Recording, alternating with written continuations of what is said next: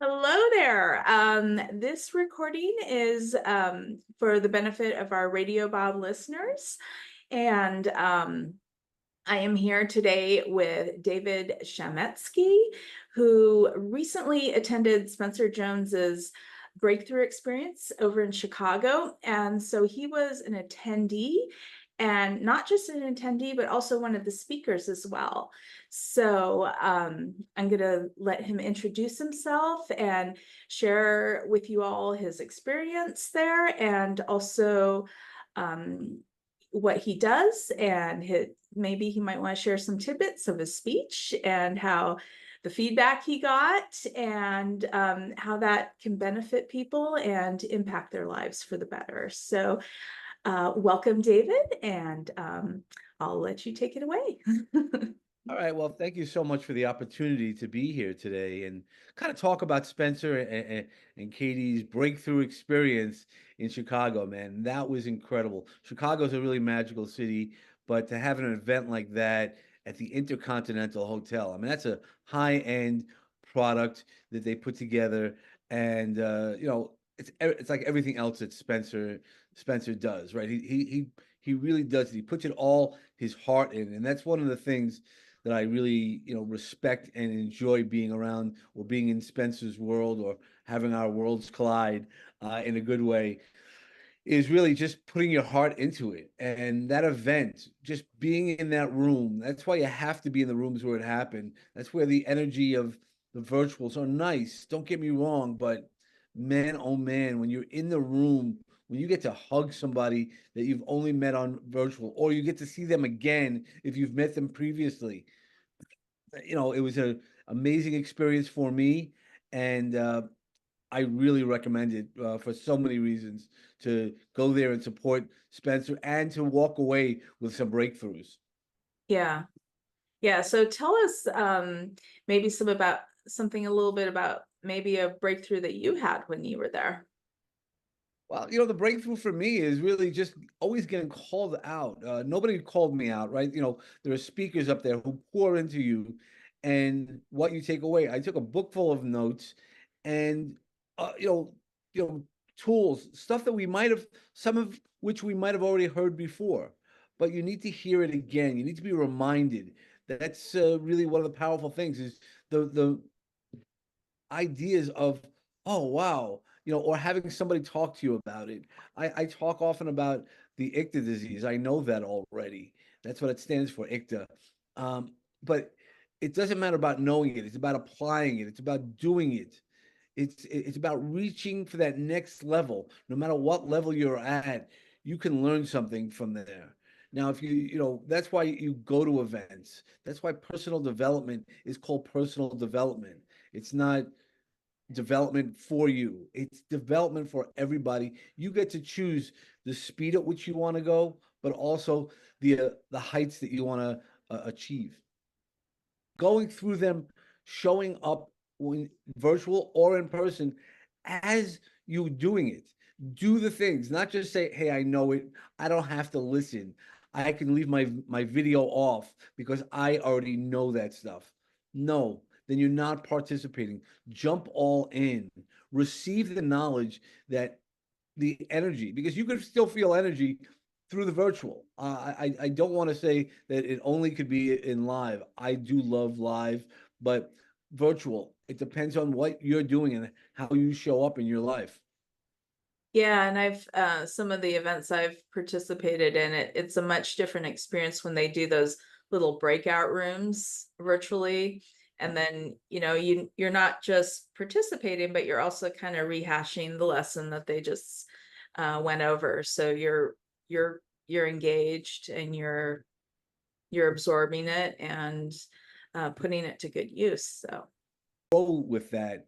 The fact that I was wearing a rooster shirt and made everybody crow didn't hurt either because, if we're gonna rise, pretend I wanted them to visualize the sun rising.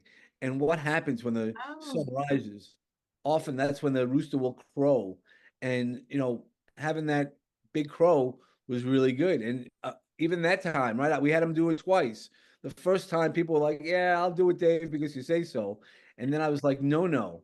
You need to crow that shit out. And that was exactly get that energy really to that next level. It's not just saying go through the motions and I'm doing it because I respect Dave.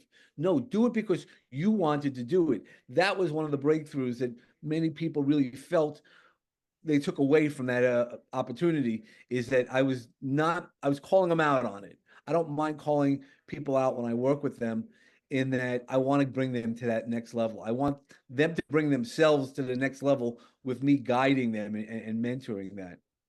Right. Yeah, I saw the pictures and I appreciate you explaining that because I was like, okay, there, he was wearing a big rooster shirt and there was all this buzz about crowing. I got Yeah, to so know. everybody thought it was a gimmick because I normally talk about teal, and of course that shirt was teal, but everything I do is intentional, right? Much like what we do when we work, it's intentional. It's not just for a good laugh.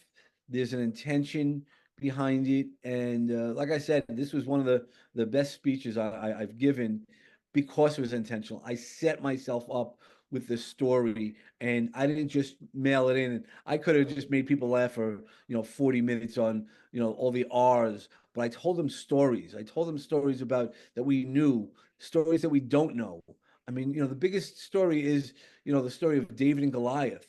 David went with faith and took that rock, that was the R, but took that rock and he knew he could beat Goliath, but he had the faith in himself and with the Lord. And that was really, the really powerful part of doing it, having our own faith and how we grow and what we challenges we see that people say are insurmountable. But guess what? They are when you really dig deep and live in your heart. Maybe you can share with us some of the things that people have told you that impacted them. Yeah. So, what really impacted them was that I made them think.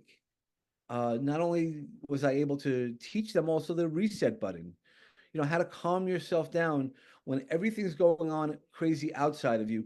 If we can remain, not if, when we remain calm within ourselves by preparing ourselves, removing the obstacles that we might see, the triggers we have. And I've explained that to people is when you can remove your triggers, you're that much more powerful. And, it was interesting when I started having other people come to me and talk to me, not only about the rooster. The rooster was just a metaphor on the rise. It was something to get them to do, move the energy, as we were talking about with virtual versus live, moving that energy differently. Everybody in that room now knows when they hear a rooster, they'll go back to that, right? It's a touchstone, not a touchstone on what they were going through, a touchstone to a remembrance to what do I need to do? Am I feeling like that? Am I feeling I'm about to rise? Is my sun setting or is my sun rising?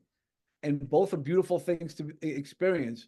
But if it's setting, is it my energy setting, or am I enjoying the opportunity for a great night versus the sunrise? Am I just beginning something to get me to that next level? So it was a lot of conversations that we had around that. And it was a unique thing. That's you got to be you. You got to be authentic. That's one of the things that I pride myself the most on is being authentic and showing up for my people. Yeah.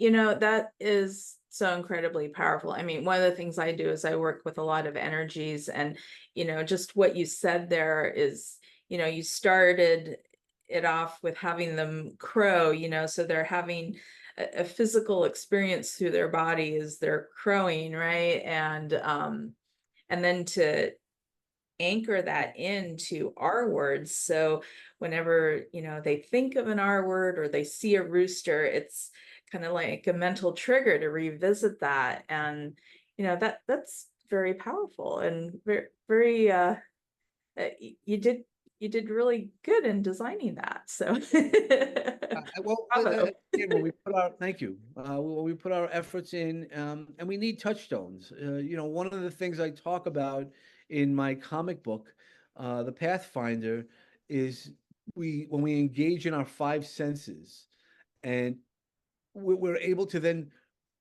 uh, kind of feel differently.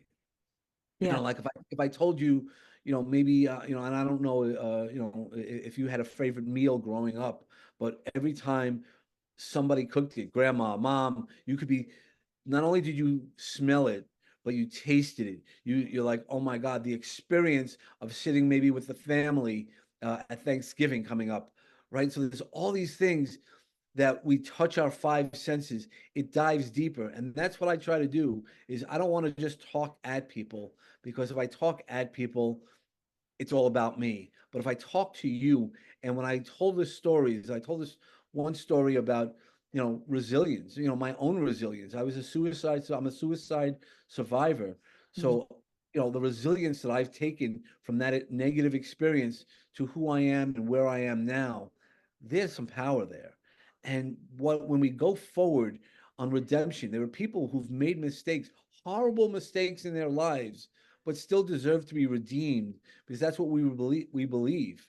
We believe that you can change your life at any moment. And doing that really takes you on a completely different path. Just because we've been walking one path our whole life doesn't mean we can't stop, turn around if we need to. We can't go back in time, only move forward, but we could definitely learn to take a different path.